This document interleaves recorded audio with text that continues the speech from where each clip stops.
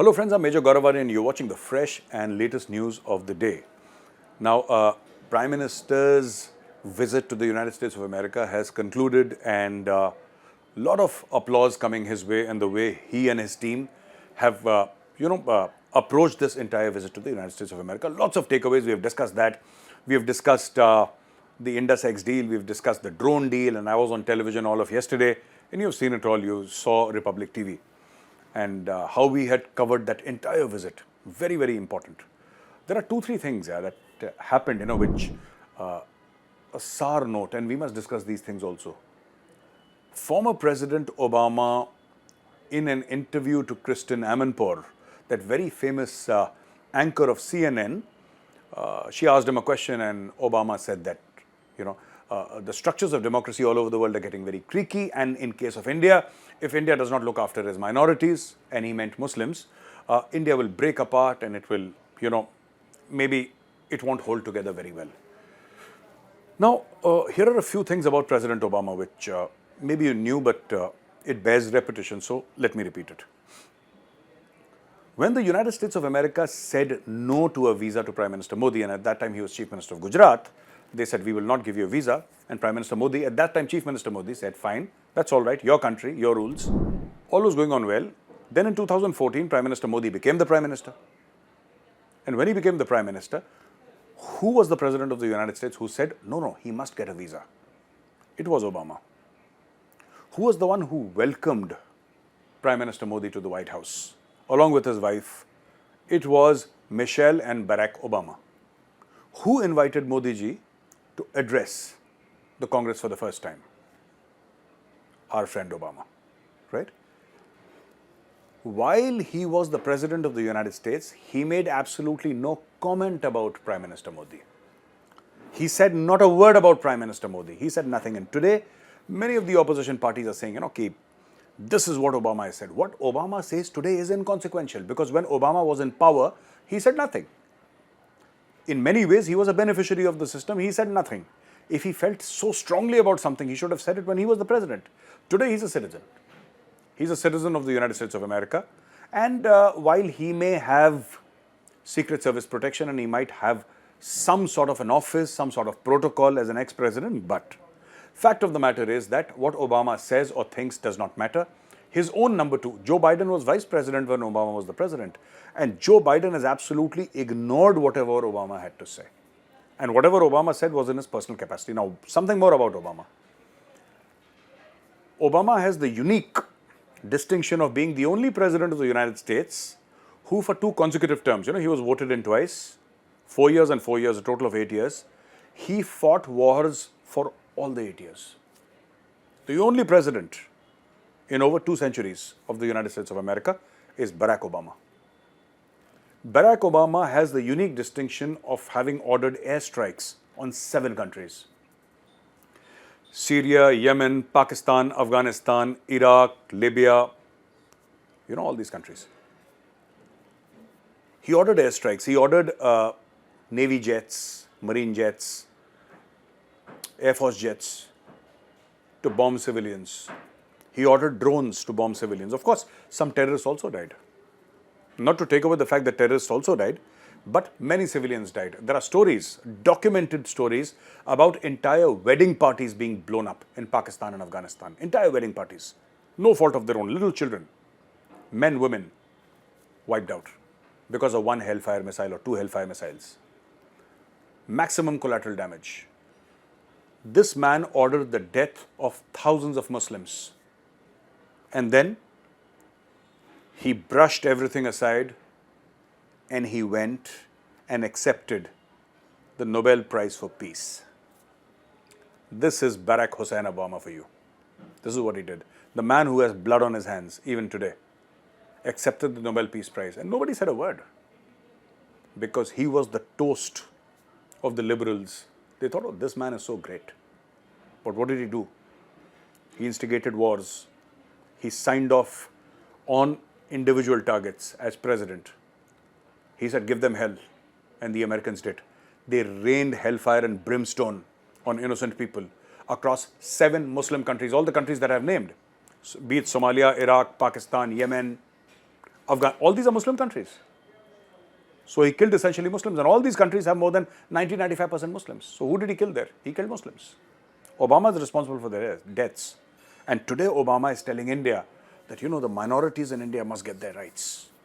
President Obama, the minorities in India have their rights. And yes, there will be problems. It's a country of 1.4 billion people. Even in a simple house where two brothers live, there is tension and there is stress. So if you think that 1.4 billion Indians live in this landmass and there is going to be no stress and tension, I think you're pulling things or stretching things a little too much. That will always happen. It's unavoidable, but we try to contain it as much as possible. But we have had seamless transfer of power in India always. Unlike when President Trump, he sent his supporters to Capitol Hill and Washington was under siege for so many days because he did not accept the election results. Have you seen anybody in India not accepting election results? And then you say democracy is under threat in India. Look at the United States of America. Now, my second point here is in today's video is, opposition parties of India are meeting in Bihar and there is this grand opposition alliance, and I wish you all the best. And whoever gets the blessings of the people of India will win the elections, and one of the people will become the Prime Minister of India. If the opposition desires that it will win, it will win. If the NDA if the people desire that the opposition wins, then the opposition will have their Prime Minister. And if the people of India desire that it is the BJP or the NDA, then they'll have their Prime Minister. It all depends upon the people of India, and may the best person win. Why not? But the problem is, in this whole opposition unity program that's happening in Bihar is, there are two people coming from J&K. One, Farooq Abdullah, right? And the other one, Mehbooba Mufti. Their agenda is not India. Their agenda is rollback of Article 370 and 35, where this is why they are coming. And it has been stated openly that this is what we are going to demand. I would like to tell all leaders of opposition, you are grassroots politicians. You worked very hard to be where you are. In the rough and tumble of Indian politics, you have come out as winners. You have taken the people along with you. If today Mamata Banerjee is the Chief Minister of West Bengal, it is because the people of West Bengal love her, which is why she's there. Anybody else for that matter, Nitish Kumar for that matter, the people of Bihar love him, and he's the Chief Minister of Bihar. That's how it works in a democracy. And I have nothing but respect to everybody who's the constitutional head, except these two clowns. They are talking the language of Pakistan. And I would request all opposition leaders to boycott these two, because you talk about serving India, they are talking about serving their country, and their country is certainly not India. These people who have been beneficiaries of the system, their fathers have been central ministers and chief ministers. They are dynasts of the worst kinds. Look at Farooq Abdullah. Farooq Abdullah's father was the Prime Minister of Jammu and Kashmir at one point in time. Then he became the Chief Minister of Jammu and Kashmir. Farooq Abdullah became a Union Minister. Farooq Abdullah was the Chief Minister of Kashmir. His son Omar Abdullah became the Chief. How many times do you want power? How many times? Is there no end to their lust for power? Similarly with Mehbooba Mufti. Mehbooba's father was a Union Minister. Mehbooba's father was the Home Minister of India when Kashmiri Pandits were thrown out of Kashmir. He was the Home Minister of India. He could have stopped the exodus of Kashmiri Pandits. He decided not to.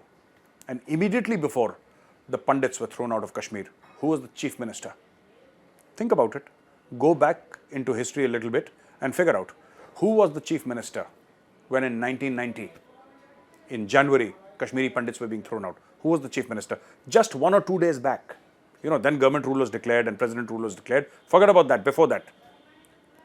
Who was controlling the events leading up to the exodus of the Kashmiri Pandits?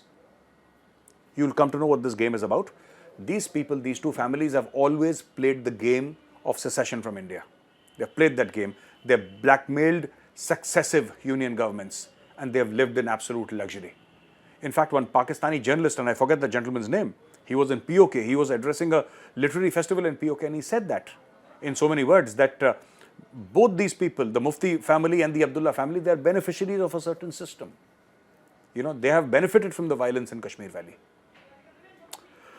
And the last point that I have is that Shehbaz Sharif lands up in France and he tells the people, he looks into the eyes of 40 heads of state, okay? And he tells them that the global financial system is broken. This man who does not have a rupee in his pocket is talking about the global financial system, and he wants them to repair the global financial system, which basically means give me money. All right? And he says to them that, listen, my friends, you have money to fund wars, but you don't have money to give to Pakistan. Come on, have some shame. Give money to Pakistan. So the Prime Minister of Pakistan went to beg, and the Prime Minister of India went to be honored by America and the rest of the world. This will remain forever the difference between Pakistan and India. So ladies and gentlemen, thank you for watching this video. If you like this video, press like. And I'll see you again tomorrow with another new video. Till then, Jai Hind.